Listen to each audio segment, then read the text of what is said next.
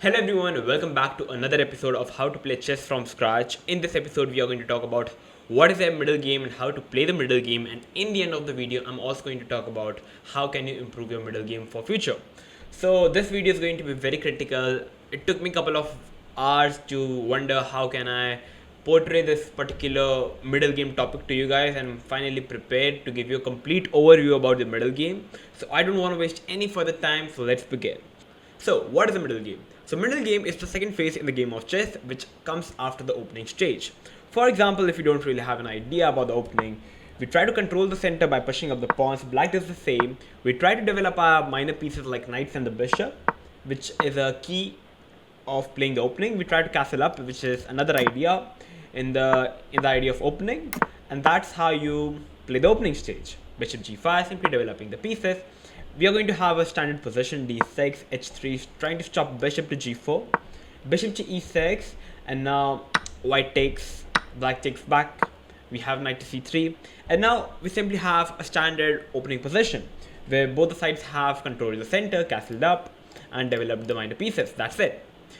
Okay, if you want, you can just even try to centralize your queen by developing your queen.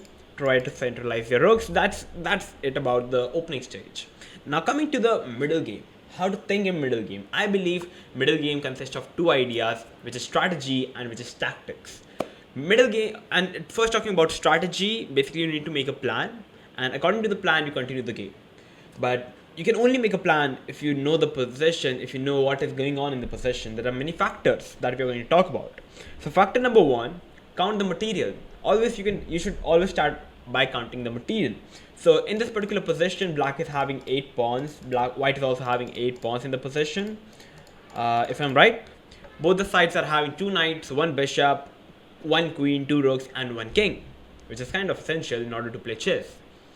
And now coming to the second part, which is piece activity, in which you try to compare the pieces with each other. For example, let me compare the white queen with the black queen. Basically, both the queens are kind of doing the same thing. White's queen is on d1, black's queen is on d8, kind of doing nothing. If I try to compare the bishops, once again I believe both the bishops are kind of evenly matched, because black's bishop is also on a good diagonal, white bishop is also doing good stuff, pinning up the knight. If I try to compare the knights, I think the knights are also evenly matched, not doing much, just simply getting developed, and that's it. That's good to go. And now if I try to compare the rooks, I think first of all the A rook is same as A1 rook, but if I try to compare the F rooks, I believe black's rook on F is much better than the white rook. Why? Because you see, black is having a pawn on the e6, not on f7, which allows the black rook to get opened up, as there is no pawn in between, and this helps the black rook to get opened up. So that is why whenever this knight moves from the f6 square, you can see the power of the black rook on f8 unleashes, and how strong can it be compared to the rook on f1, which is kind of blocked by his own pawn on f2. So that's how you can compare the pieces, which is the factor number 2, piece activity.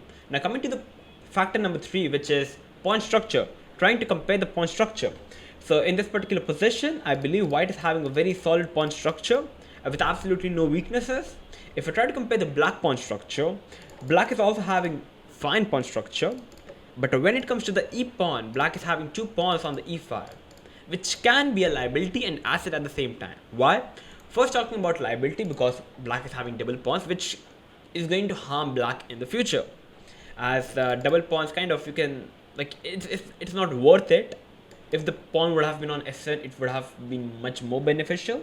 But at the second hand, it can be called an asset, because now black is having 3 pawns in the center, whereas white is only having 2. So black can even lash out with d5, trying to say that I'm having 3 pawns and I'm trying to take advantage of it, which can be a good idea.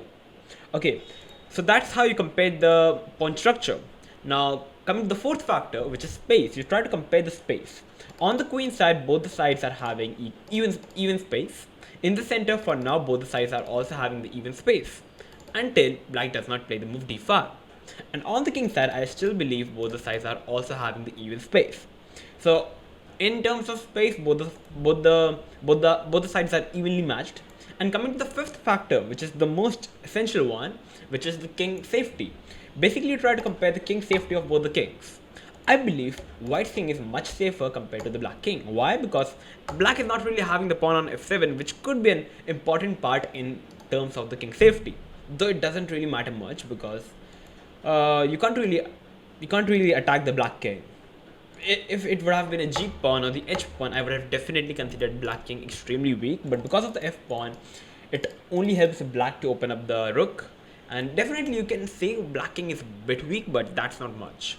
So overall, I believe black is having slightly better position compared to white because black is first of all having more space in the center because of the 3 pawns. Basically, much better pawn structure in the center, at least. Having a better piece activity like the only rook, which is having the open file on the f file. And yeah, that's are the criteria that I can judge that black is maybe having slightly better position compared to black or white, or maybe equal. So after knight c3, for example, black can continue with queen e8. What is the idea? Like, as I said, black wants to use his rook. He wants to move his knight so that he can use the power of the rook. But first, he can't really move the knight because the queen is hanging. So he needs to first move the queen, which makes sense, right? Because now the idea is to move the knight and try to open up the f rook. And now we are just trying to wonder. Always try to compare this piece. Like, try to ask the question to your pieces, are you happy? For example, currently, if I try to ask the question to the c3 knight, are you happy? c3 knight is like, definitely not, because I'm not doing much. Okay, the knight can't really go anywhere. Okay? The knight on c3 can't go really anywhere. It can go on e2, but there is no future on it. The bishop on c5 is a good piece for sure, because it is kind of attacking the white king. So can we play a move like knight to a4? Our idea is to simply capture the bishop. For example, if black plays something like queen g6, we can capture the bishop. And after takes, now we can definitely say white is better. Why? Because now black is having this liability on the e double pawns and also having the c double pawns. We can already play something like c3, queen b3 and try to put pressure on the e6 pawn and also might on b7. So it's already looking a very good idea. The natural move is to play bishop b6. We can capture the bishop and you just imagine the position. We have traded our useless knight on c3 with the powerful bishop on c5, which makes so much sense.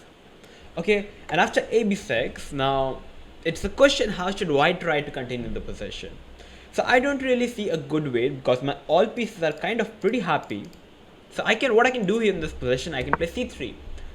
Why c3? So first of all, with the c3, my idea could be to lash out in the center with d4. And also at the same time, at least I can try to grab space on the queen side, which is always a good idea. Whenever all your pieces are perfectly finely placed, you can try to grab space on any side of the board. So in this particular position, white's idea is to grab space on the queen side. Black is trying to play queen g6. We try to simply lash out with a4. And now you are going to see how this eventually a long-term idea can be so much beneficial for white whenever all your pieces are already in a good square. So black is like, okay, now let me move my knight trying to open up the rook. And now black is already having a very strong idea. For example, if white tries to play something like b4, it's already losing for white because black can already sacrifice the rook on f3. Because you see this knight is defending the bishop, but as we capture the knight, takes, now black is having a bishop and knight for the rook, which is already a very good deal for black, and black is already winning. So that is why you need to be alert in terms of tactics, which is another part in the terms of middle game, which we are going to talk about more. So currently after knight h5, we need to first move the bishop back. Black is like, okay, now let me jump in with f4 and let me threaten a mate in 1 on g2. White is like, okay, let me take the knight. And now black is once again having two options to capture the bishop with the pawn or with the rook. So if black captures with the pawn, we can simply lash out with b4, simply trying to grab space on the queen side. And I don't really see a problem for white. Like, white can eventually continue his possession by even playing a5 in the future, maybe pushing the pawns in the center via d4, grabbing more space, and that's how you can play. And if at the place of capturing with the pawn, if black tries to capture with the rook maybe, now we can play a move like b4 once again. Because I don't really see an idea. Like, white's pieces are already nicely placed. Maybe I can play this knight back on h2, trying to defend everything. But currently I can simply play b4 because I don't really see anything that black can harm to white's camp. And after b4, our idea is to simply grab space on the queen side, which is a very good idea. At least in the terms of space now, white is definitely better on the queen side. Black is like, okay, now let me try to grab all my pieces on the king side. And definitely black is threatening to capture on f3 now, because if I try to push my pawn, black can take. I cannot take with the pawn because the pawn is pinned up, which is another topic of the tactics. So first I need to move my knight back on h2. Black is like, okay, let me play a random move like h6, and now we finally jump in with the queen. Black plays a random move, and now a5. And now this is an example of showcasing you the idea of white. White's all pieces were finally placed, and now white simply expanded on the queen side, and now he's having a target. White is definitely having a target on b7. White wants to capture the pawn on b7, and eventually the a pawn becomes a queen. And suddenly the black's position looks very dangerous. The knight goes back trying to defend the pawn, but now we have even a6, which is another move. What is the idea? We are trading off the pawns, and now we realize that once again black is having a new weakness, which is the c7 pawn. And we are already having more space on the queen side. Black is definitely having more space on the king side, but nothing is happening. King side is very well defended up, and nothing is happening, and we are the one going to strike on c7 weaknesses. And eventually, once we capture the c7 pawn, black's camp is going to collapse for sure. So you see, this is how all the factors can help you determine the position and evaluate the position, that is eventually going to help you make a solid plan and play the position. So that's how what comes in the strategy part. And now I'm going to tell you about something tactics, and now let's move on to the tactics. So now coming to the tactics part, giving you a basic idea about tactics, there are many names of the tactics that are going to come up that we are going to discuss, which consist of forks, skewers, pins, discover attacks, and many more. So yeah, so we have a complete messy position. It's a white play because currently black is the one giving us the check. So first of all, like, a normal move would be to just simply capture the bishop, which is completely winning. We are, first of all, white is completely winning because of white is having just having too many material. Okay, so currently talking about tactics, this is known as a skewer. What is a skewer? So basically, whenever a more valuable piece is in the front and a less valuable piece is in the back, okay, that is known as a skewer. So currently, if I try to move the king, the less valuable piece, which is eventually the queen, is going to get captured. That is known as skewer. What is a pin? A pin is like this.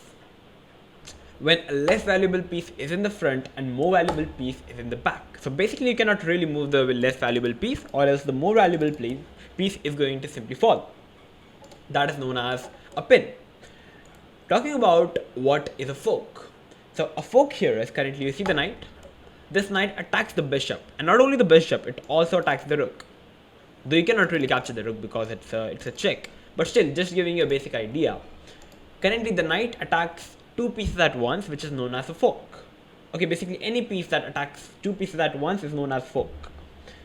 And now finally talking about what is a discover attack. So discover attack is like, you see this rook aiming at the bishop, but we can't really capture the bishop because there is a piece of our own in between. So what we do here is we try to move our piece, and now you see the rook is kind of free to attack the bishop. This is known as a discovered attack. Basically, we move the piece of our own from the between so that we can lash out to the piece that we want to attack, and now you are really attacking the piece. This is known as a discover attack. So these are basic phenomena that you must know in order to create tactics that can eventually help you in the middle game to improve your middle game, and that's so on. Yeah, so basically covered two parts, strategy and tactics, and I believe that eventually these things eventually combined is going to help you make play a good middle game. I'm not talking about how can you improve middle game in the for the future chess benefits. So a good thing, like I would say, this is the best thing that if you do, whenever you do, your chess is simply going to increase from this level to this level. So the thing that I would like to recommend here is watch the games of top chess players and try to understand what is happening up. Like, just like there are so many games happening in everyday life of a chess player. You can just watch on like you can just watch the game on YouTube or on chess.com, and just just do not watch the game. Try to understand the game. Like try to understand the game move by move. Just try to see why did this grandmaster, why did Anish Giri play this particular move? What is the idea? Basically, every move you play, every move you see, there should be an idea behind that move. Once you eventually, it is eventually going to take time, but once you get the hang of it, you are simply going to get a complete expert in this, and eventually your knowledge about middle game understanding is simply going to reach from maybe 0 to 100. And that's how you improve the middle game. That's the best way to improve the middle game. There are many general topics that you can also study in order to improve your middle game, such as minority attack, bishop pair advantage, outpost, prophylaxis, and many more, which I've already made video on that you guys can check it out. I'll post it in description, and that's eventually going to help you. So I hope that this complete video is going to help you to give a complete overview about the middle game that you now have. So yeah, that's it. So if this video definitely helped you, make sure to like, share and subscribe, and I'm going to come up with these more interesting chess topics like this. So till then, stay tuned and keep watching OneShot Chess. Bye bye.